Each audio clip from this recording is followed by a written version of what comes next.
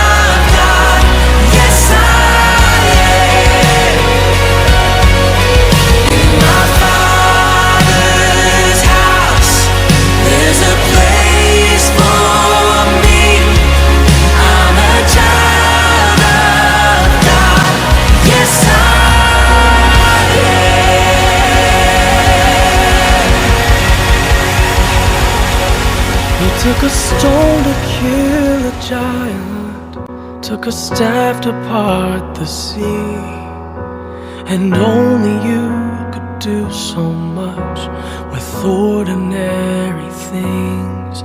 You took a slave to tame a lion, took a rock to make a spring, and only you would choose a shepherd boy to be a king.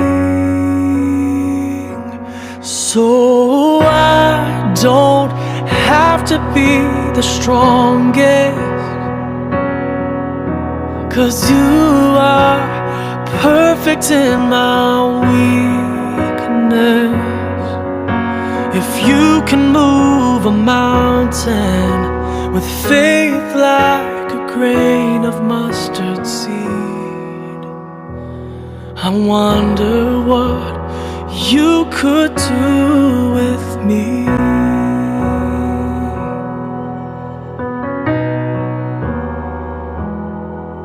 You're the God of all creation, you're the King above all kings, but only you would choose a rugged cross to rescue me. You're the healer of the broken, by faith I still believe. You took on my flesh, you conquered death. Lord, you are my victory. So I don't have to be the strongest, 'cause you are perfect in my weakness. If you can move a mountain with faith like a grain of mustard seed, I wonder what you could do with me. Open my eyes, show me who I could be, Lord, help me see that I don't have to be the strongest, 'cause you are perfect in my weakness. Lord, if you can move a mountain with faith like a grain of mustard seed, I wonder what you could do with me.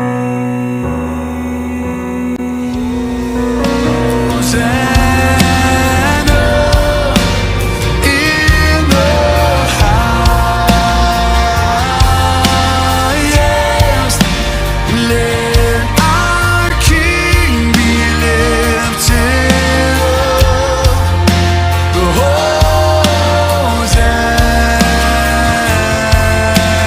Hosanna, with hands lifted high,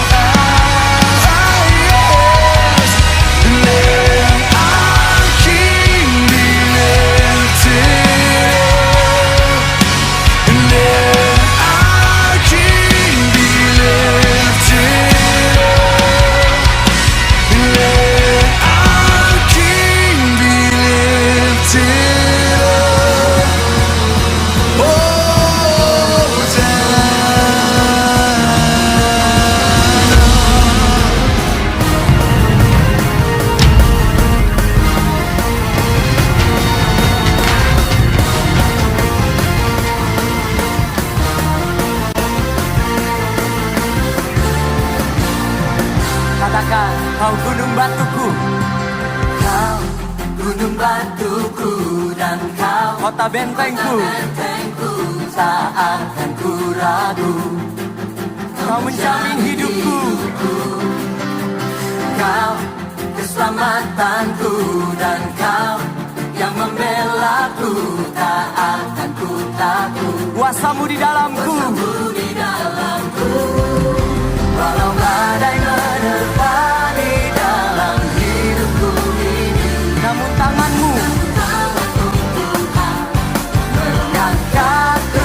Kau Tuhan yang benar, yang benar, tak pernah tinggalkan dahulu. Lama janjinya tiada berubah. Kau Alfa dan Omega, awal dan akhir. Semesta alam memuja Engkau Tuhan yang benar. Katakan, oh, yeah.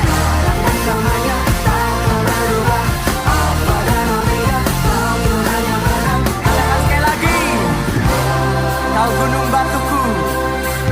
Kau gunung batuku dan kau kota benteng. Tak akan ku ragu, kau menjamin hidupku. Kaulah keselamatanku, keselamatanku. Dan kau yang membelaku. Tak akan ku takut, kuasamu di dalamku. Walau badai menerpa di dalam hidupku, namun tanganmu Tuhan mengangkatku tinggi. Lambaikan tangan kita, kau Tuhan yang benar, tak pernah tinggalkan. Dahulu, sekarang, selamanya. Janjimu tak berkau Alfa dan Omega, awal dan akhir. Semesta alam memuja Engkau Tuhan yang benar.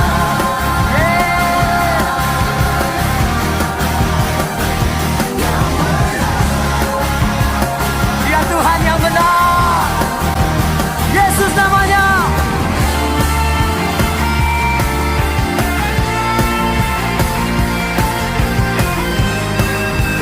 Katakan sama-sama, walau badai menerpa. Walau badai menerpa di dalam hidupku ini, namun tanganmu mengangkatku tinggi. Kau Tuhan yang benar, tak pernah tinggalkan.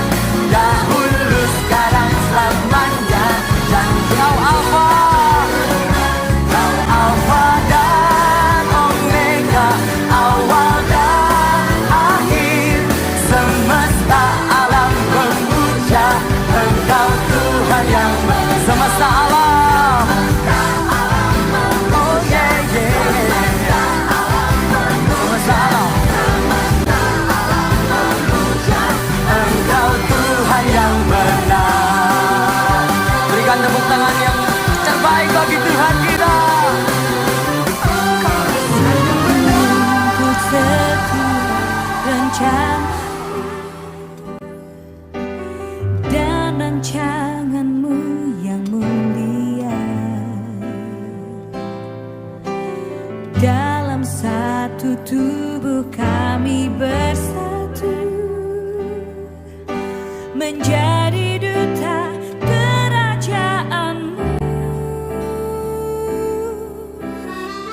Ucapkan berkat atas Indonesia, biar kemuliaan Tuhan akan nyata.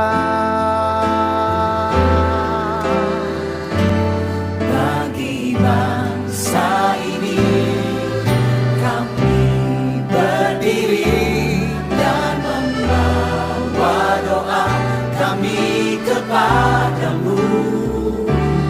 Sesuatu yang besar pasti terjadi dan merubahkan negeri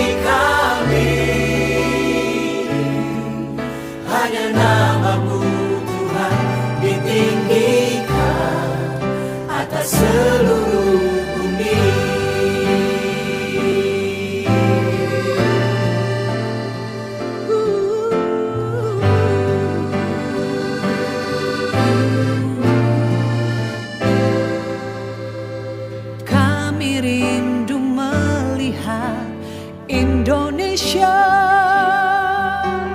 pulih dari semua problema, hidup dalam jalan kebenaran-Mu, pancarkan terang kemuliaan-Mu.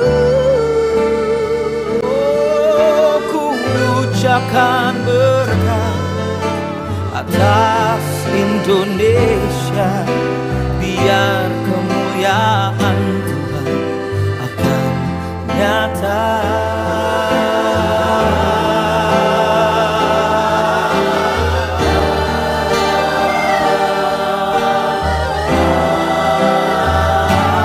Bagi bangsa ini kami berdiri dan membawa doa kami kepadamu.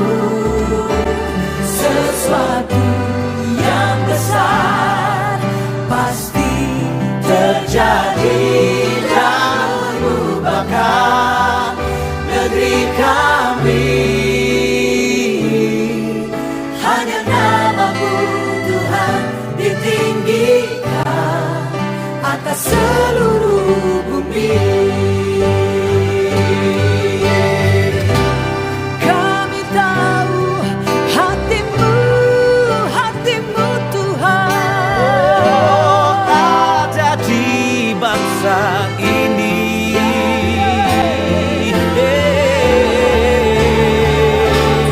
Bagi bangsa ini kami berdiri dan membawa doa kami kepadamu. Sesuatu yang besar pasti terjadi dan mengubahkan negeri kami. Hanya nama-Mu Tuhan ditinggikan.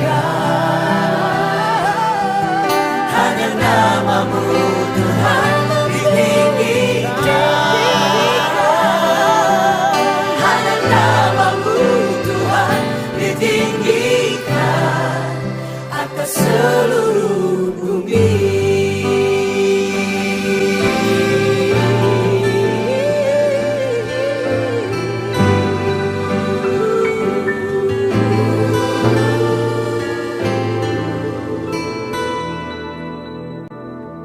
all things work for our good,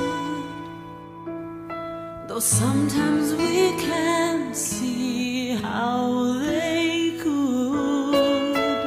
Struggles that break our hearts in two sometimes blind us to the truth. Our Father knows what's best for us.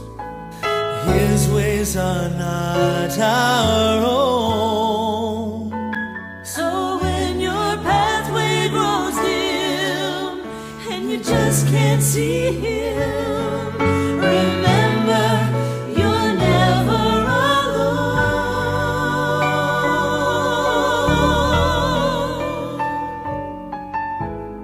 God is too wise to be mistaken.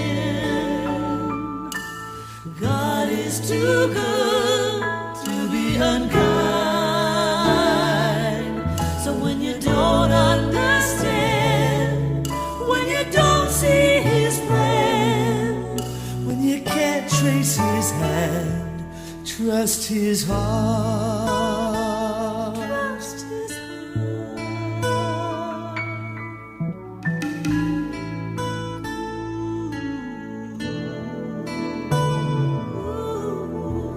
He sees the master plan. He holds our future in His hand. So don't live as those who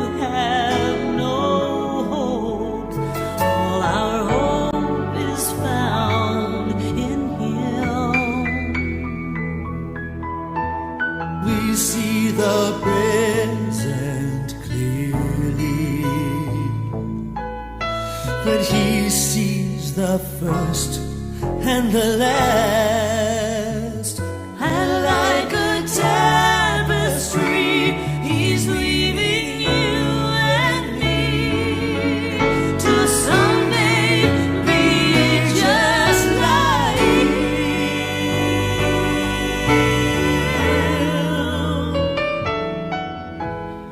God is too wise to be mistaken. God is too good to be unkind. So when you don't understand, when you don't see his plan, when you can't trace his hand, trust his heart. He alone is faithful and true. He's faithful. He alone knows what is best for you.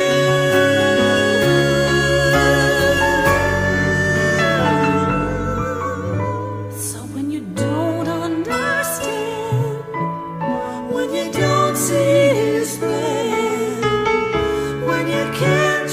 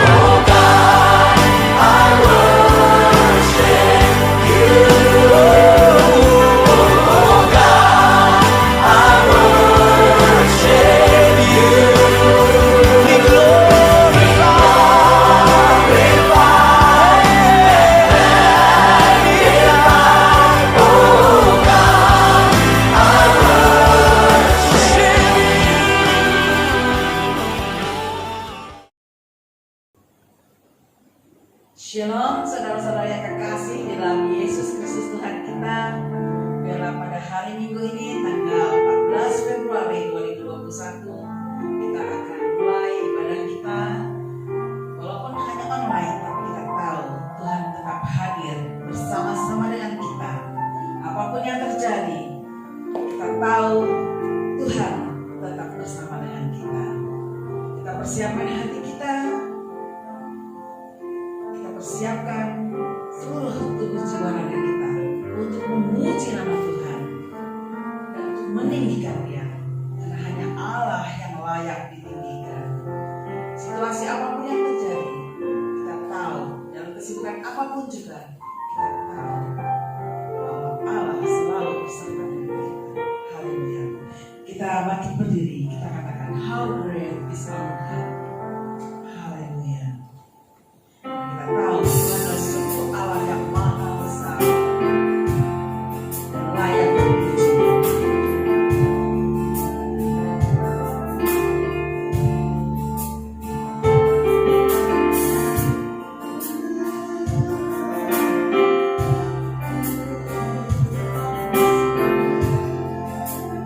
Katakan the Spirit of the King. The Spirit of the King, clothed in majesty, and all the earth rejoice, all the earth rejoice. He wraps himself in love, and darkness rise to hide, and trembles at his voice, trembles at his voice. How great is our God? Sing with me, how great is our God? And all will see how great is our God. Age to age he stands, and God is in his hands, beginning and the end, beginning and the end. The God had three in one, Father, Spirit, Son, the Lion and the Lamb, the Lion and the Lamb. Oh, how great is our God!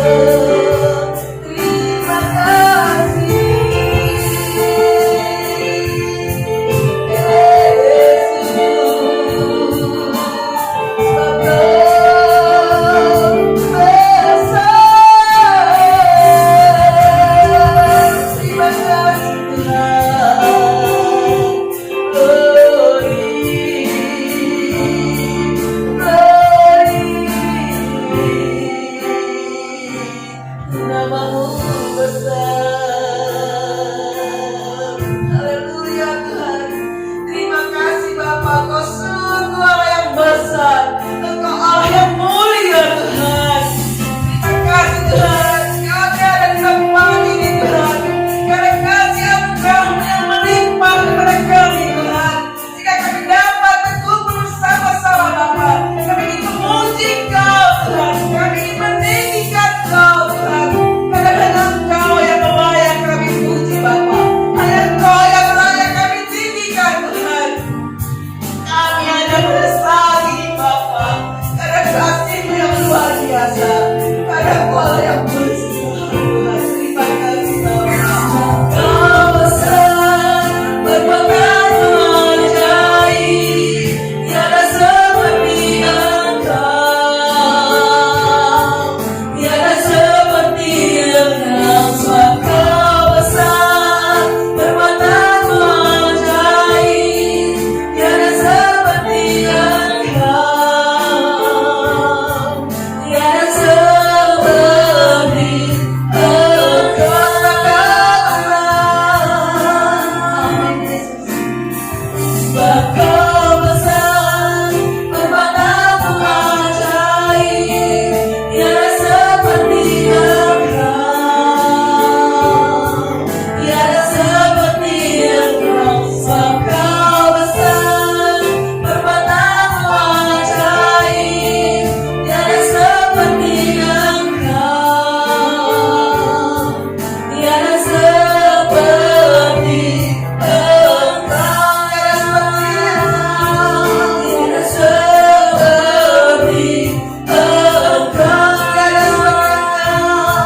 tiada seperti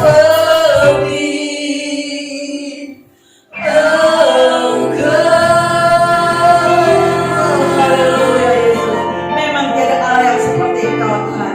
Pimpin Tuhan ibadah kami ini dari awal pertengahan hingga akhirnya. Kami serahkan ke dalam tangan-Mu Bapa. Haleluya. Sama-sama kita katakan amin. Puji nama Tuhan. Saudara-saudara, kalau kita bisa online walaupun ibadah online di tempat ini ya, dan kita tahu karena kasih Allah yang luar biasa kepada kita. Kita telah diberikan kuasa oleh Tuhan. Kita sudah menang. Karena pada saat kita jatuh, kita bertobat kepada Tuhan, menyerahkan diri kepada Tuhan, maka Tuhan sudah memberikan kuasa kepada kita. Katakan, Kau diberi kuasa.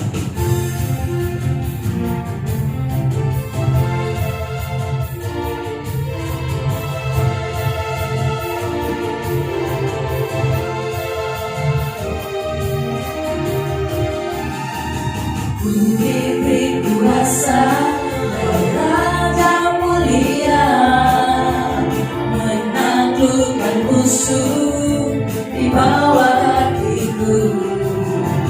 Ku pakai kuasa dari Raja mulia.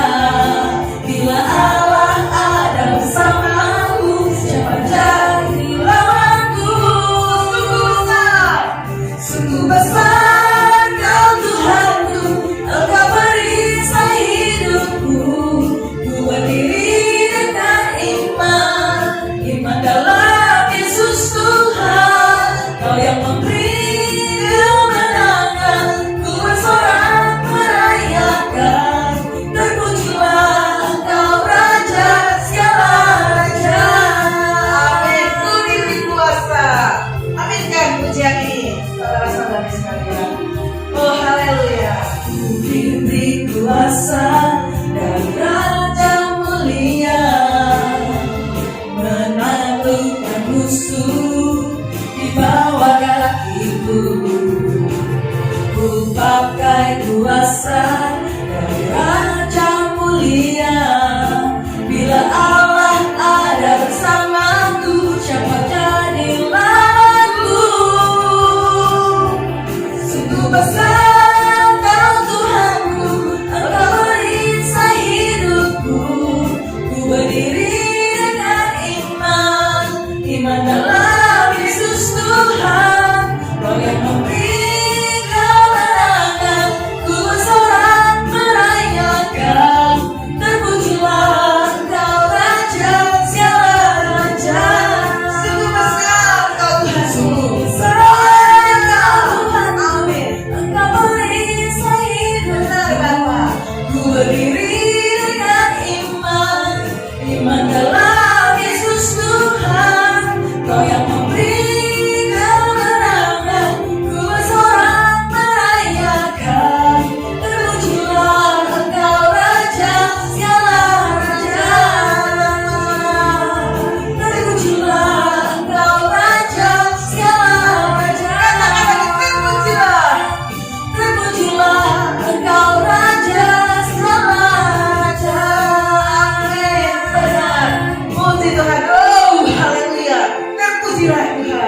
karena memang Dia adalah Raja dan Allah kita. Haleluya. Dan kita tahu cinta Allah begitu besar bagi kita. Dan biarlah pada saat ini, kalau kita akan mendengarkan firman Tuhan, kita katakan cinta kasih terbesar itu yang Tuhan katakan dalam kehidupan kita.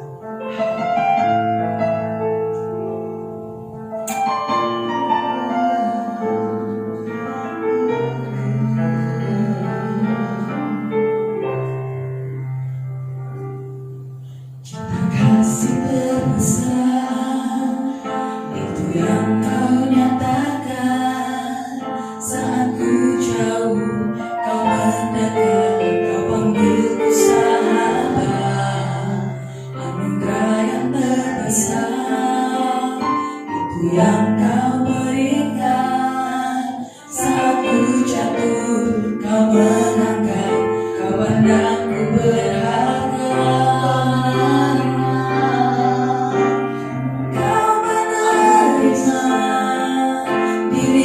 Sepenuhnya tiada kau minta apa yang tak ku punya, perkara tak indah bagiku ya Bapa, Engkau mengasihiku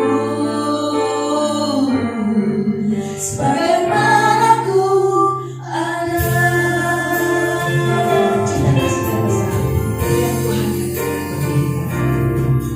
Cinta kasih terbesar itu yang kau nyatakan saat ku jauh, kau mendekat, kau panggilku sahabat.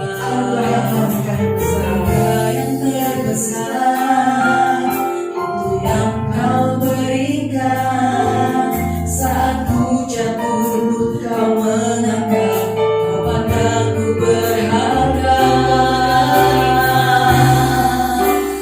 Kau menerima diriku sepenuhnya, tiada kau minta apa yang tak ku punya, perkara indah bagiku ya Bapa, Engkau mengasihiku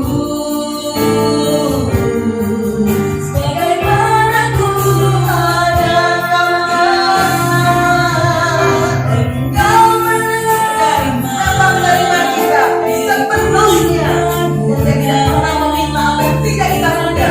Dia meminta apa yang kita miliki. apa yang tak ku punya, perkara terindah bagiku ya Bapa, Engkau mengasihiku sebagaimana ku ada. Engkau mengasihiku. Engkau mengasihiku sebagaimana ku ada. Engkau mengasihiku Ya, sekarang sebagaimana kita undang untuk ada.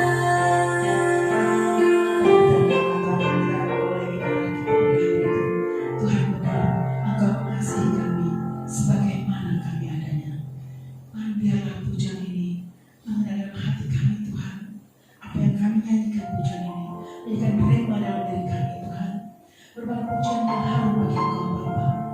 Hingga pada saat ini kami akan memulai akan mendengarkan firman Tuhan. Biar Engkau berkata-kata melalui hamba-Mu, Pak Samuel, Bapa. Kau rapi dia, Tuhan, agar dia dapat memberitakan Injil apa yang Kau mau, Bapa, untuk kami kerjakan dan kehidupan kami pribadi dan pribadi. Terima kasih Tuhan.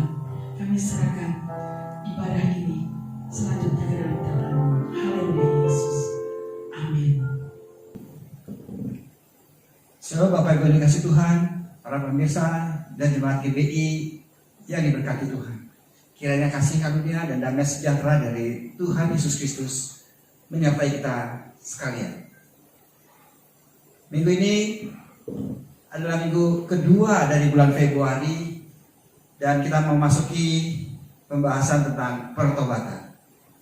Seperti biasa sebelum saya mengulas pertobatan yang akan kita bahas minggu ini, saya akan sedikit mengulang atau mereview khotbah minggu-minggu lalu supaya kita bisa memahaminya dengan baik, sehingga kita bisa melihat rangkaian cerita skenario sehingga kita hidup dalam kebenaran Tuhan senantiasa. Mari kita lihat. Yang pertama, di bulan Januari tema kita adalah tentang keselamatan. Tentang keselamatan yang kita bahas adalah semua manusia itu telah berdosa. Tetapi Allah tidak meninggalkan orang berdosa. Allah mencari orang berdosa dan Allah membuat jalan keselamatan melalui Yesus Kristus Tuhan. Sehingga keselamatan adalah karya Allah sepenuhnya. Dan itu adalah anugerah Allah bagi setiap kita. Lalu pertanyaan berikutnya adalah, lalu apa yang harus kita lakukan setelah kita mendapatkan keselamatan itu? Minggu lalu Pak Hamdoko sudah membahasnya mengenai tentang manusia baru. Manusia baru dijelaskan bahwa kalau kita sudah bertobat, kalau kita sudah diselamatkan, maka kita menjadi manusia baru. Dan manusia baru itu hendaklah satu, mencintai firman Tuhan. Kedua, membuang manusia lama. Karena kita sesungguhnya sudah lahir baru. Sesungguhnya kita sudah menjadi manusia baru. Oleh karena itu, langkah ketiga adalah kita kenakan manusia baru. Kalau kita memperhatikan kata-kata ini, satu, membuang. Artinya kita sudah punya sesuatu dan kita buang yang jahat dalam hidup kita. Dan kita mengenakan artinya juga kita sudah mempunyainya, tinggal kita pakai. Sehingga kita harusnya dapat menggunakan manusia baru. Nah, hari ini kita akan lihat secara lebih makro apa itu pertobatan dan bagaimana pertobatan bisa terjadi dalam setiap kita. Kenapa kita juga harus bertobat? Bukankah kita sudah diselamatkan? Ayat yang kita akan bahas adalah Lukas pasal 5 ayat 32 yang menyatakan bahwa Aku datang bukan untuk memanggil orang benar, tetapi untuk memanggil orang-orang berdosa supaya mereka bertobat. Sebelum kita bahas lebih lanjut ayat ini dan lebih detail, mari kita berdoa. Bapa, dalam segala kemurahan kasih setiamu, Engkau sudah mempertobatkan setiap kami, Engkau sudah menyelamatkan kami, dan kami sudah mengenakan manusia baru Tuhan. Ajar kami Tuhan untuk memahami apa arti pertobatan itu sesungguhnya, sehingga kami sungguh-sungguh bisa bertobat sebagaimana yang digambarkan di dalam waktu-waktu yang lalu, sehingga kami boleh memiliki hikmat dan akal budi untuk mengenal Allah yang benar dengan benar, sehingga hidup kami senantiasa Kau permuliakan dan boleh memuliakan nama-Mu yang memang mulia. Berkati setiap kami Tuhan, berkati perlindungan firman-Mu, sehingga tidak hanya kami memahami, tapi kami juga boleh menerapkannya dalam hidup kami. Di dalam nama Yesus Tuhan, kami ucap syukur dan berdoa. Amin. Oke, saudara yang dikasihi Tuhan, kita akan coba lihat bagaimana sih pertobatan itu. Pertobatan itu bukan sekedar berhenti berbuat dosa. Ya, memang kita berdosa, kemudian kita belajar untuk berhenti berbuat dosa. Itu adalah pertobatan, bukan. Pertobatan bukan berhenti berbuat dosa. Memang itu tujuannya. Kita berhenti berbuat dosa. Tetapi tidak akan bisa kita lakukan, saudara yang dikasihi Tuhan. Kalau tidak, ya buat apa ada firman Tuhan? Jelas firman Tuhan mengatakan pertobatan itu ada asal kata dari metanoia. Metanoia artinya adalah mengubah pikiran. Metanoia artinya mengubah pikiran. Jadi bertobat itu sebenarnya adalah perubahan pikiran. Itu bertobat. Bukan menjadi lebih baik. Karena manusia tidak bisa lebih baik kalau pikirannya tidak benar. Dan apa artinya pikiran? Jadi roh manusia sudah dihidupkan Allah tanpa usaha manusia. Yang itu namanya dari keselamatan. Manusia itu terdiri dari 3 unsur utama pada prinsipnya, yaitu roh, jiwa, dan tubuh. Roh kita sudah bertobat. Roh saudara dan saya sudah dihidupkan Tuhan, yaitu melalui karya salib Kristus dan kebangkitannya. Dan segala kasih karunia-Nya yang Dia berikan kepada kita melimpah, sehingga kita dilahir barukan. Nah, itu adalah roh. Tetapi Tetapi manusia itu terdiri dari jiwa dan tubuh. Nah, untuk hidup dalam pemeliharaan Allah di bumi, maka jiwa dan tubuh perlu bertobat. Karena dua bagian ini harus ada kerja kita, harus ada usaha dari setiap kita. Nah, Bapak Ibu dikasih Tuhan, kadang kita lupa, kita pikir kita sudah diselamatkan maka semua selesai. Ya, memang di dalam kekekalan kita selesai, semua kita sudah dimenangkan Tuhan. Tetapi hidup di bumi ini yang penuh dengan dosa, dan kita akan jatuh lagi dalam dosa, dan jatuh lagi dalam dosa, dan itu yang menjadi persoalan sehingga hidup kita tidak dalam pemeliharaan Allah. Bagaimana hidup di bumi ini anak-anak Tuhan bisa hidup dalam pemeliharaan Allah? Maka jiwa dan tubuh kita harus berubah. Makanya bertobat itu adalah mengubah pikiran kita. Itu perlu usaha dari setiap kita. Tetapi usaha kita juga bakal pasti gagal kalau tanpa pertolongan Roh Kudus. Oleh karena itu maka semua pertobatan, semua karya keselamatan, semua pertolongan Tuhan di bumi ini sebenarnya adalah kasih karunia Tuhan. Karena semuanya dikerjakan oleh juga Roh Kudus yang adalah Roh Allah. Makanya kenapa Roh Allah itu dia taruh ke dalam setiap orang percaya ketika kita diselamatkan. Kenapa Roh Kudus itu adalah Roh penolong? Karena dia mau menolong saudara dan saya untuk melakukan perubahan jiwa dan tubuh kita. Sehingga tubuh daging ini yang adalah keinginannya selalu dosa bisa terkalahkan. Saudara yang dikasih Tuhan, akar kata dari metanoia itu adalah metamorfosis. Metamorfosis masih ingat?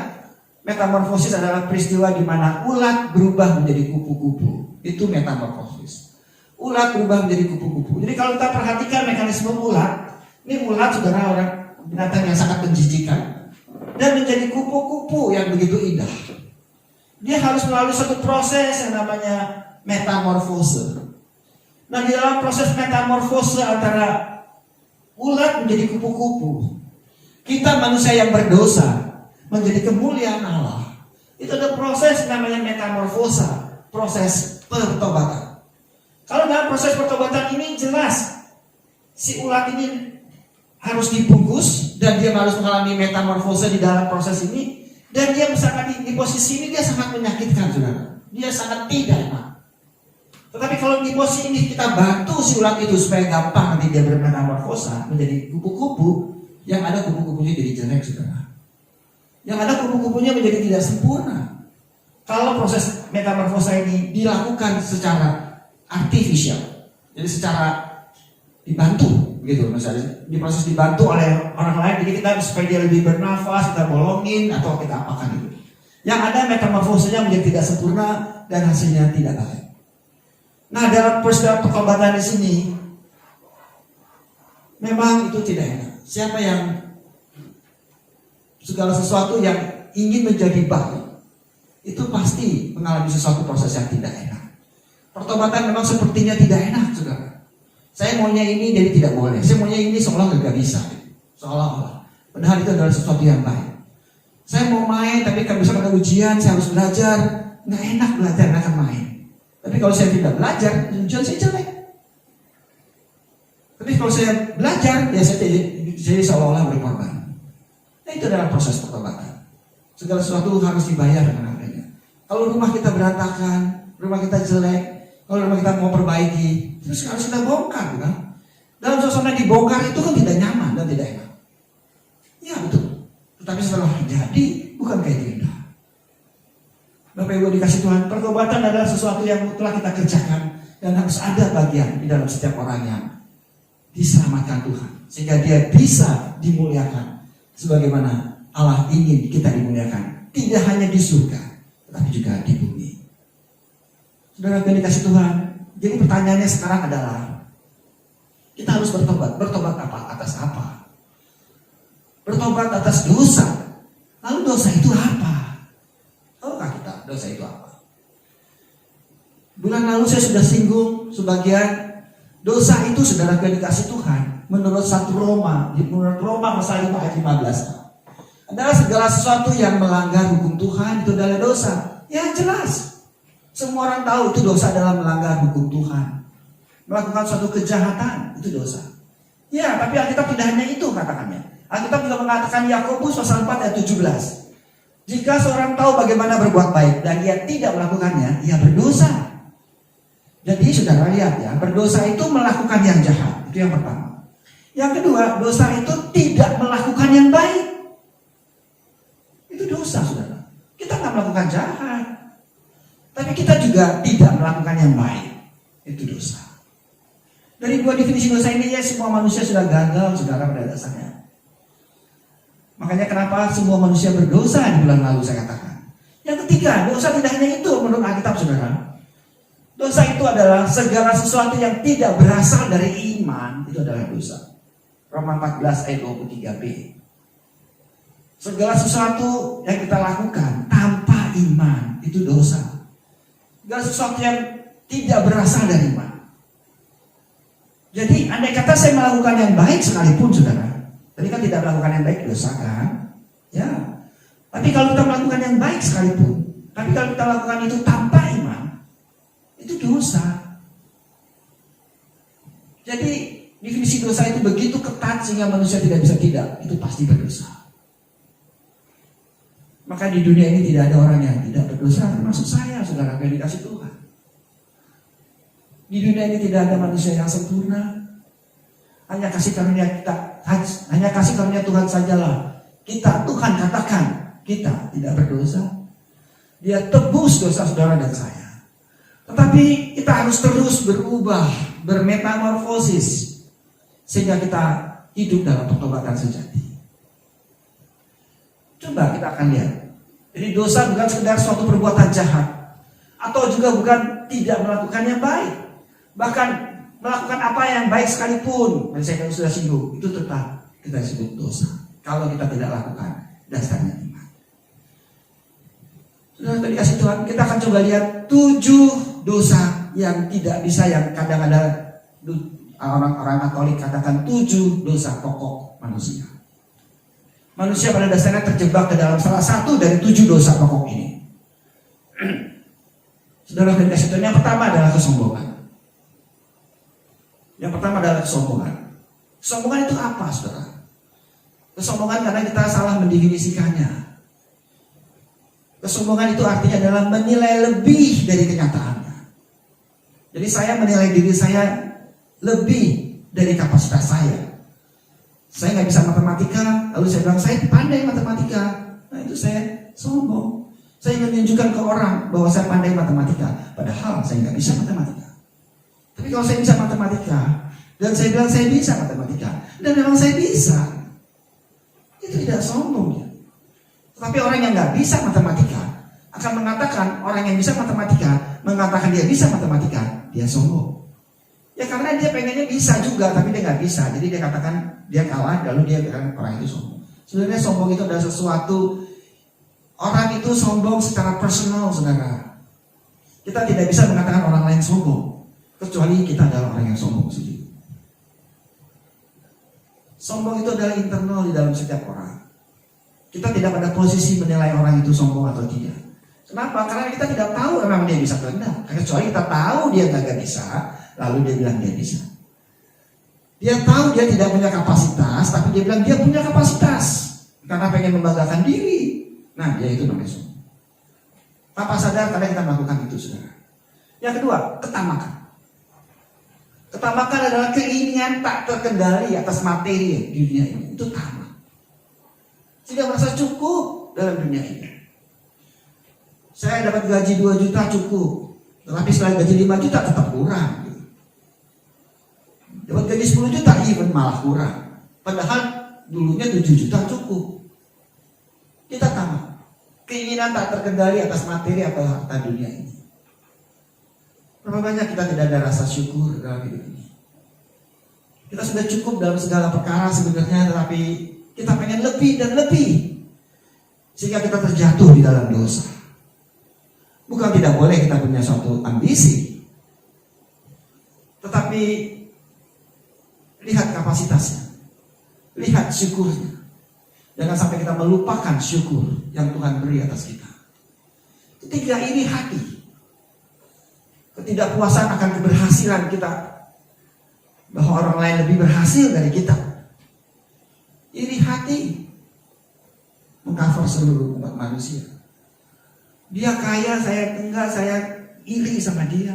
Dia lebih cantik, dia lebih pandai, dia lebih gagah, saya kurang. Kita maunya orang lain lebih jelek dari kita. Itu iri hati, saudara. Tanpa sadar kita mungkin demikian. Kita tidak suka kalau orang lain lebih baik daripada kita. Saudara yang dikasih Tuhan, ini model iri hati.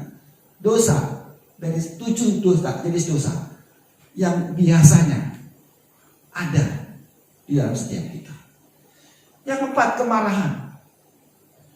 Kadang-kadang kita marah. Marah karena apa? Karena ingin balas dendam. Itu adalah kemarahan. Bukan orang salah sama kita, dia berbuat salah, lalu kita tegur.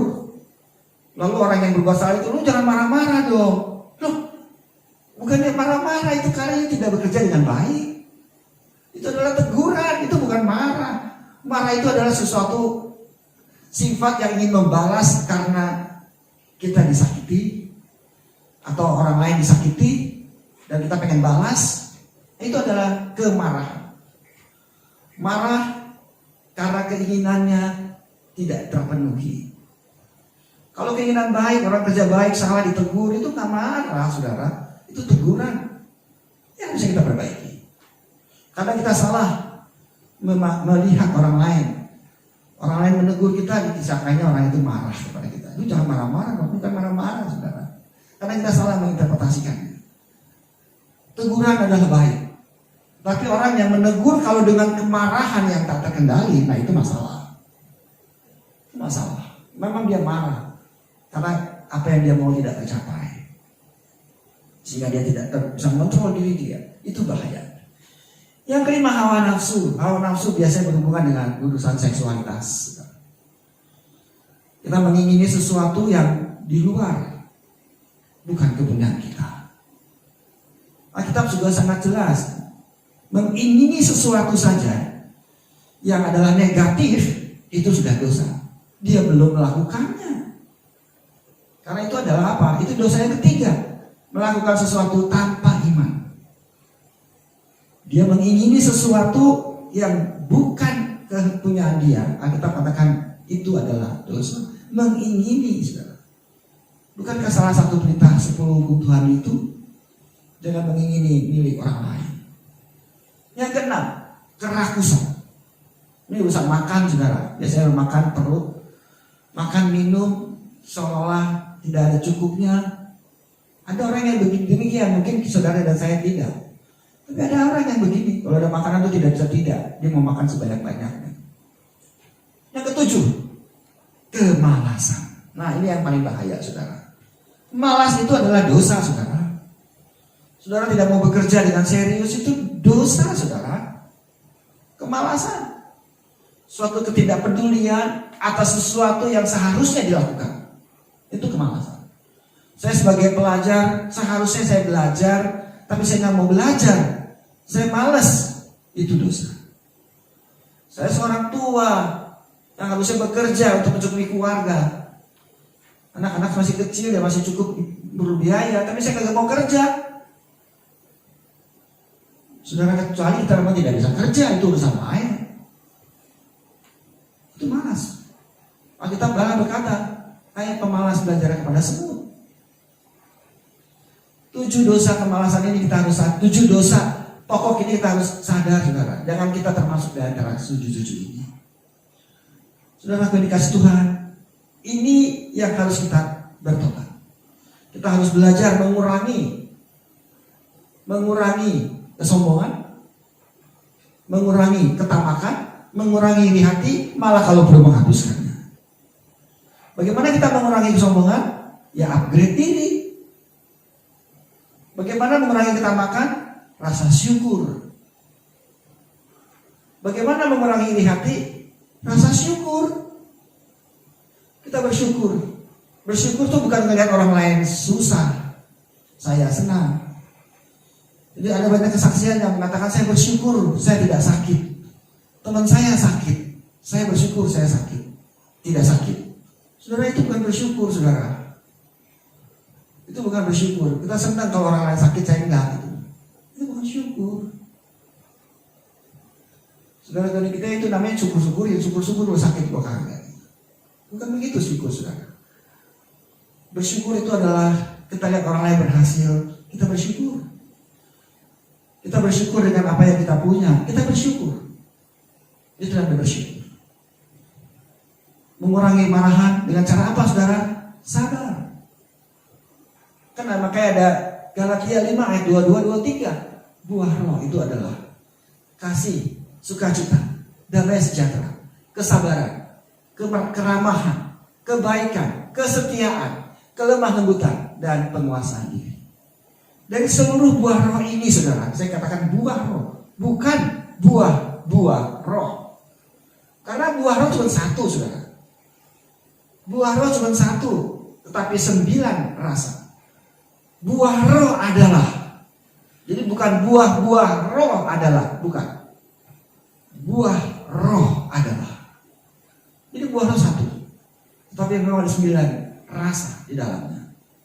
Dari semua rasa itu, kalau saudara perhatikan baik-baik, sesungguhnya yang paling dasar adalah penguasaan diri. Saudara Tuhan dikasih Tuhan, kasih adalah yang paling tinggi. Kasih itu adalah yang paling tinggi. Makanya perintah Tuhan itu adalah mengasihi sesama. Karena itu adalah standar tertinggi Alkitab.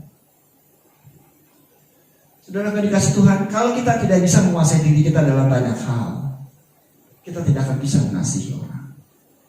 Kalau kita tidak melakukan penguasaan diri dalam banyak hal, kita tidak mungkin lemah lembut sama orang.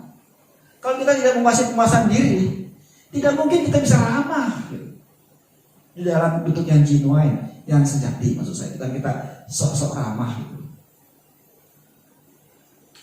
Penguasaan diri menjadi penting. Ada satu teori yang mengatakan, saudara, kita ingin menguasai 100% dari keadaan kita. Tetapi sesungguhnya kalau kita menguasai 20% aja, kita menguasai ke 80% lainnya. Jadi contoh, saudara ya, contoh dalam satu keseharian. Saya mau pergi kantor misalnya, makan pagi di rumah, saya bangun pagi dengan happy, pikir satu panjang hari ini saya mau happy, saya mau kerja dengan baik. Tapi ketika makan pagi, saya makan, lalu anak saya jatuhin kopi, baju saya kotor, saya marah sama anak saya. Gara-gara marah sama anak saya, ke kantor saya jadi marah. Sepanjang hari saya jadi marah karena emosional. Saya tidak menguasai diri. Coba kalau ada kata pada waktu saya jatuhin kopi dan saya mengendalikan diri saya supaya tidak marah dalam berkelanjutan. Karena anak saya ketika menjatuhkan kopi pun dia tidak sengaja, bukan? Kalau kita bisa mengontrol diri pada saat itu, mungkin sepanjang hari itu saya juga hidup dalam damai. Saya bisa mengendalikan dalam banyak hal. Tapi kalau saya tidak bisa mengendalikan yang 20%, menguasai diri, maka hidup satu harian bisa rusak semuanya. Saudara aku dikasih Tuhan, langkah awal pertobatan adalah belajar menguasai diri kita. Belajar menguasai diri, rasa syukur dan rasa cukup itu melimpah dalam hidup kita. Tidakkah cukup kasih yang Allah beri untuk saudara dan saya dari Tuhan?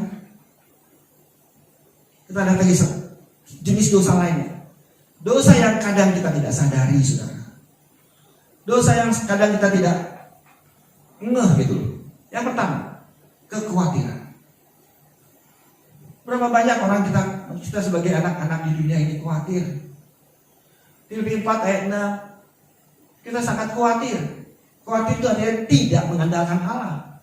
Filipi 4 ayat 6 mengatakan, janganlah khawatir tentang apapun juga, namun dalam segala sesuatu katakanlah keinginanmu kepada Allah dalam doa dan permohonan serta ucapan syukur. Saudaraku, adalah sangat normal dalam dunia ini kita khawatir. Sangat normal. Sangat sulit orang yang tidak ada khawatir di dunia ini.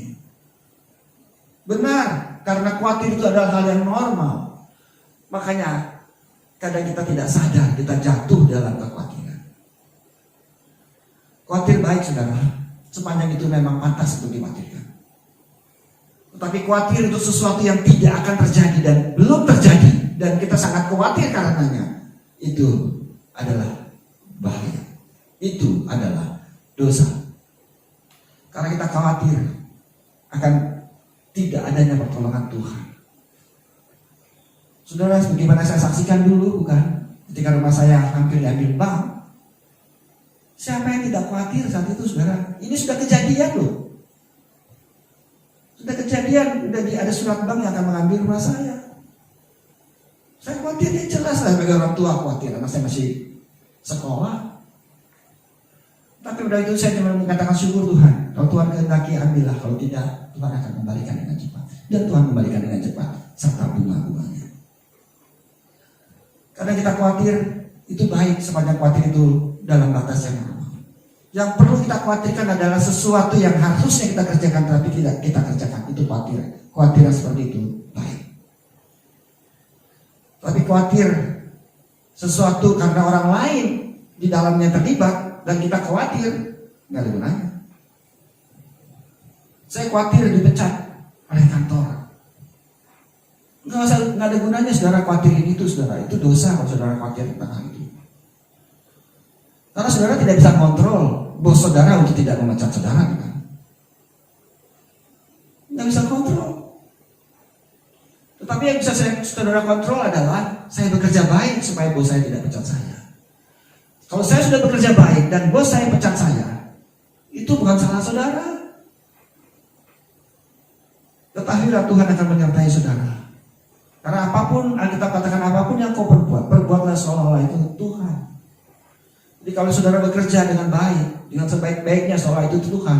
Dan karena bekerja dengan baik dan saudara dipecat oleh kantor, ada jalan Tuhan lain yang mungkin kita tidak tahu. Kita andalkan dia. Itu kekhawatiran. Ada banyak hal saudara kita khawatir. Dan itu normal. Tapi jangan sampai kita khawatir lalu kita takut Tuhan tidak pelihara saudara dan saya. Yang kita takutkan cuma satu, apakah kita dekat sama Tuhan atau tidak. Itu yang paling penting, saudara. Apakah kita melakukan ini sudah sesuai firman Tuhan atau tidak? Apakah yang saya kerjakan ini sudah sesuai kehendak dia atau tidak? Itu yang perlu kita khawatirkan. Kalau saudara sudah melakukan apa yang terbaik, apa yang paling bisa saudara kerjakan, yang lainnya biar Tuhan yang atur. Allah tidak pernah meninggalkan umatnya. Amin, saudara. Yang kedua, ketidakpuasan. Tidak ada rasa puas di dalam segala sesuatu. Ini juga masalah, saudara. Normal dong, kita kan pengen maju. Kalau maju itu tidak ada rasa puas. Dunia ini akan mengajari begitu, saudara. Dunia ini akan mengajar, yuk harus maju terus. Puaskan, kejar terus usahamu, ujar terus cita-citamu. Ya betul, saudara. Harus demikian. Tetapi harus ada rasa syukur dan puas. Kenapa ketidakpuasan itu adalah dosa? Kenapa, saudara? Efesus 5 ayat 20 katakan, ucaplah syukur senantiasa atas segala sesuatu kepada Allah Bapa dalam nama Tuhan kita Kristus Yesus. Karena kita tidak ada syukur kalau kita tidak puas. Saya digaji 10 juta tidak cukup, tidak puas. Karena teman saya dapat 15 juta. Dan dia kerjanya lebih tidak perform dari saya. Saya lebih perform dari dia. Perusahaan tidak adil. Saya tidak puas. Saudara, apa itu benar? Jelas itu tidak benar. Kalau kita dikasih 10 juta, orang lain dikasih 15 juta, yang 15 juta yang berkat orang itulah. Kenapa kita mesti iri? Itu yang iri yang tadi, saudara. Karena tidak ada syukur. Puaskan diri kita dengan apa yang sudah Tuhan berkati dan ucap syukur dia senantiasa. Keywordnya ada di situ. Yang ketiga, perkataan. Kadang kita berkata sesuatu itu seenaknya kita. Perkataan sia-sia, kasar, menghina, tidak membangun. Saudara, Efesus 4 ayat 29 mengatakan, jangan biarkan perkataan kotor keluar dari mulutmu, tetapi hanya perkataan baik yang membangun orang yang membutuhkan, sehingga perkataan itu memberikan berkat bagi mereka yang mendengar. Dosa mulut, saudara, dosa perkataan. Kadang-kadang kita tanpa sengaja kita sering mengejek orang, yang mempermalukan orang. Saudara dikasih Tuhan, dan kita happy kalau orang susah dengan perkataan kita. Itu dosa. Dan kita senang di dalamnya karena dia susah. Ini dosa yang kadang kita sadari. Saya lihat banyak anak-anak muda yang juga demikian. Perkataannya sembarangan begitu, menghina temannya. Padahal dia sendiri kalau kerja juga belum tentu sebaik itu. Tidak hanya anak muda tentunya. Mungkin yang lain juga sama. Kita tidak pada posisi untuk menghakimi orang lain. Karena bertobat itu adalah diri sendiri. Yang keempat, saudara. Yang keempat, keegoisan. Filipi 2 ayat 3 mengatakan, jangan lakukan apapun dari ambisi yang egois atau kesombongan yang sia-sia, tetapi dengan kerendahan hati anggaplah orang lain lebih penting daripada dirimu sendiri. Jadi kata kuncinya, kalau egois itu kan apa-apa diri sendiri, saudara. Kalau egois itu apa-apa diri sendiri lebih utama lah. Orang lain mah second setelah aku baru kamu. Itu egois, saudara. Kita mengatakan di Filipi 2 ayat 3 sebagai gambar Kristus. Pikirkan kepentingan orang lain. Di situ katakan, anggaplah orang lain lebih penting daripada dirimu. Kita tidak pernah berpikir orang lain itu lebih penting dari saya. Saya lebih penting dari orang lain. Selalu. Di dalam dunia bisnis kan dibilang customer adalah raja.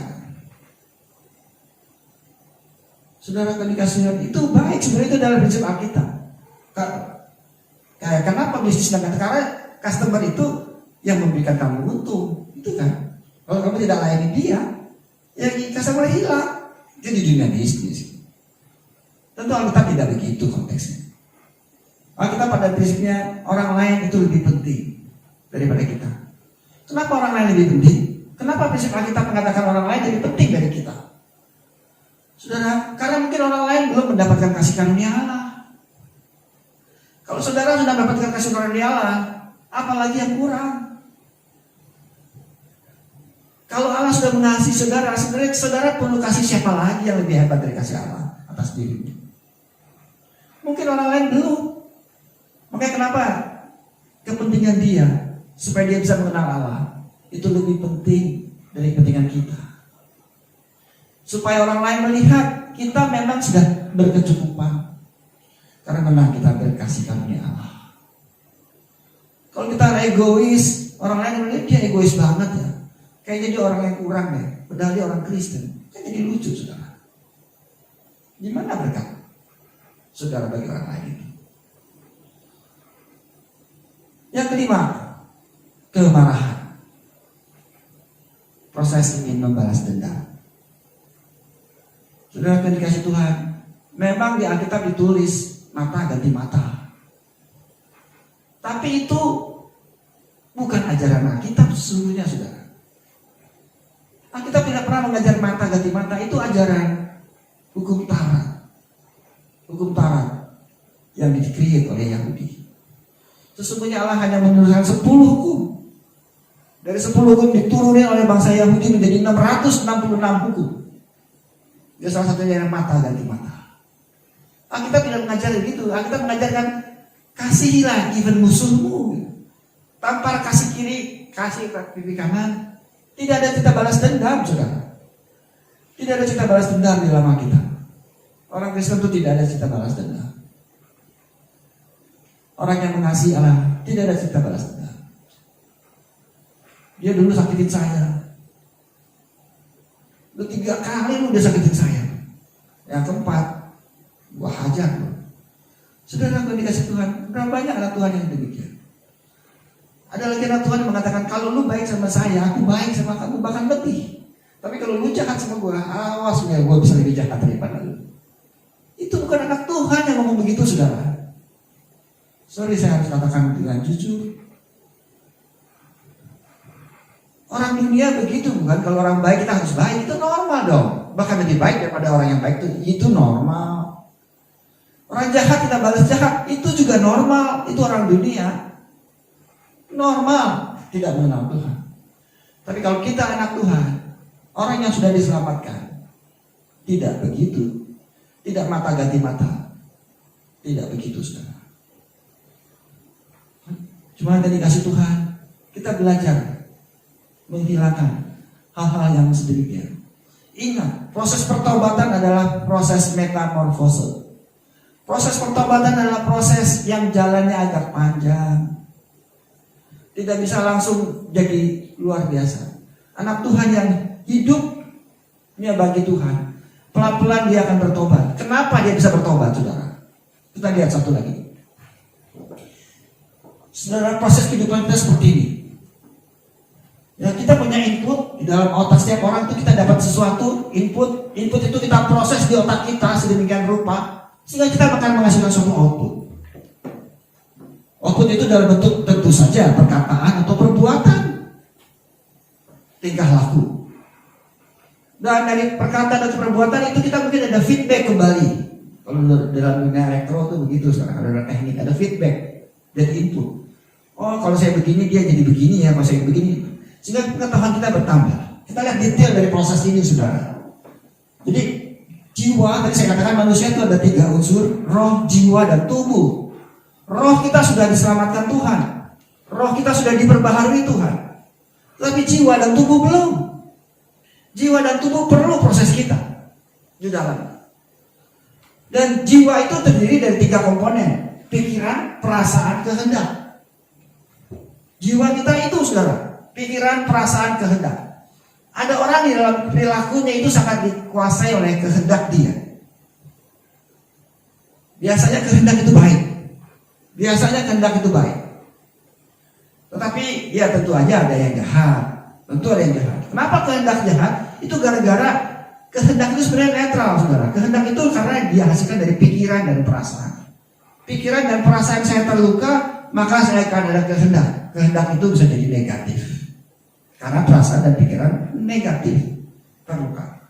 Tapi kalau pikiran baik, perasaan baik, kehendak jadi baik, bukan, saudara? Pada dasarnya kehendak itu adalah akibat dari pikiran dan perasaan.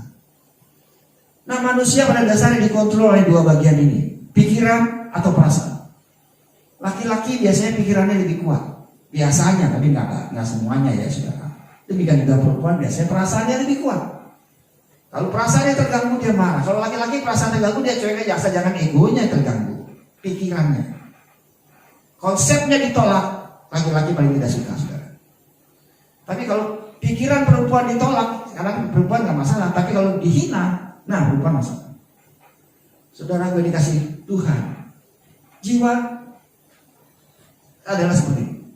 Dan jiwa ini inputnya, proses inputnya ini adalah penglihatan, penciuman, perasaan, pendengaran, dan pengetahuan. Kita lihat sesuatu, lalu pikiran kita nih, wah bagus itu ya, gitu. Atau kita penciuman atau perasaan kita, kan indera kita, saudara. Atau pengetahuan kita menjadi input dari pikiran, perasaan, dan kehendak. 4 ini, penglihatan, penciuman, perasaan, pendengaran, semua, saudara, itu input yang tidak terbatas jumlahnya. Tergantung kita. Karena kita tidak mau melihat, bisa saja terlihat. Karena itu terekspos dengan begitu saja. Tapi pengetahuan, saudara harus cari. Dan biasanya semuanya ini nanti dikontrolnya oleh pengetahuan. Dan itu adanya semua di pikiran, perasaan, dan dipengaruhi dalam bentuk perilaku kehendak. Saudara yang dikasih Tuhan, manusia yang di luar Tuhan, hanya ini pedomannya.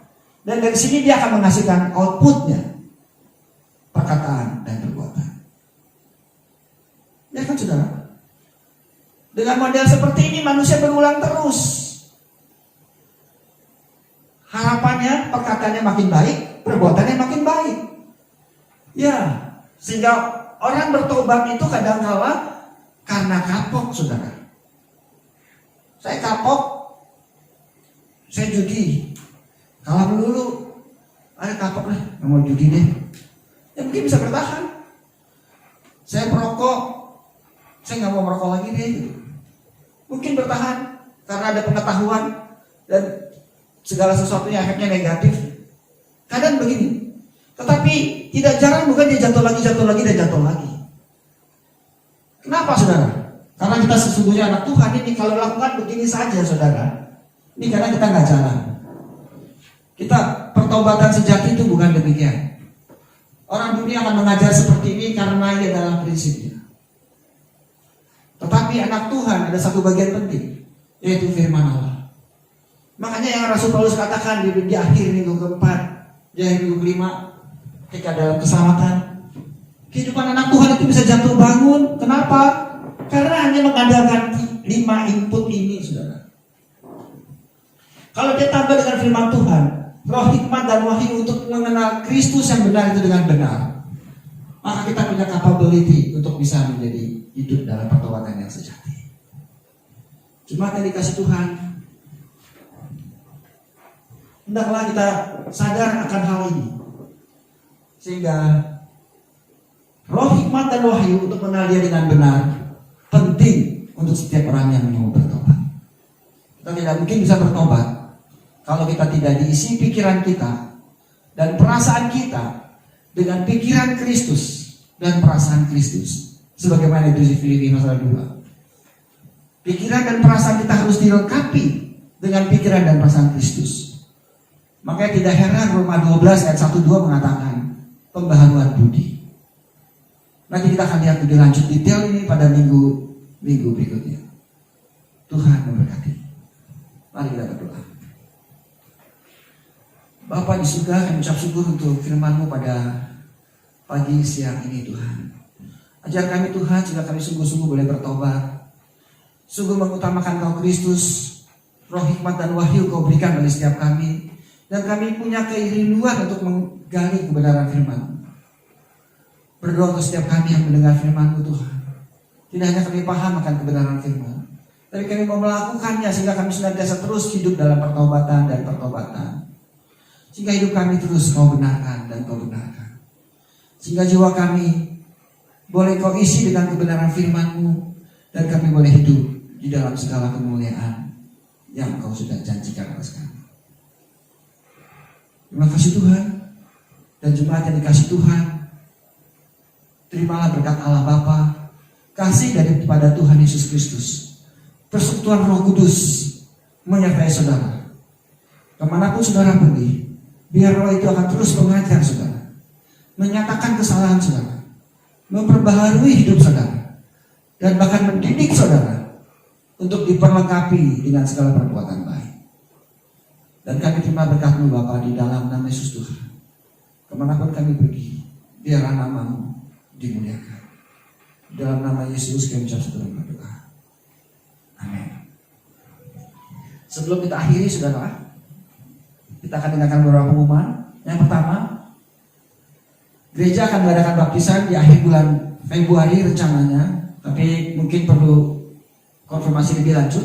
Tapi bagi saudara yang mau dibaptis, tolong daftar ke Pak Handoko supaya kami bisa mendatakannya dengan baik, sehingga kami bisa mempersiapkan yang lebih baik, sehingga saudara boleh masuk dalam baptisan kudus itu dengan benar. Yang kedua, mungkin kita akan meng-cancel sekali lagi untuk acara konser malam pujian, karena kita masih online sehingga masih sulit untuk kita berlatih. Mungkin kita akan jadwalkan di bulan yang depan, tapi pengembangan detail akan kita lihat saja saudara. Yang ketiga, jaga kesehatan jangan lupa, dan berdoa juga bagi bangsa dan negara, terlebih bagi keluarga, sehingga orang tua, anak, ngantuk, cucu barangkali, semua relasi keluarga bisa Tuhan gunakan untuk menjadi kemuliaan Tuhan. Dan yang terakhir, jaga kesehatan jangan lupa, bukan lagi 3M, tapi benar 7M. Enggak lah 5M saja cukup lah. Oke? Bye bye. Kita nyanyikan Shalom, Shalom, Shalom.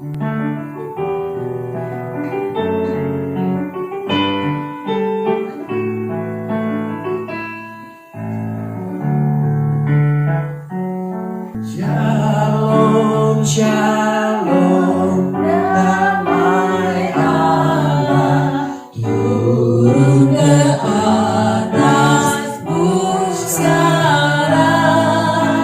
Shalom, Shalom,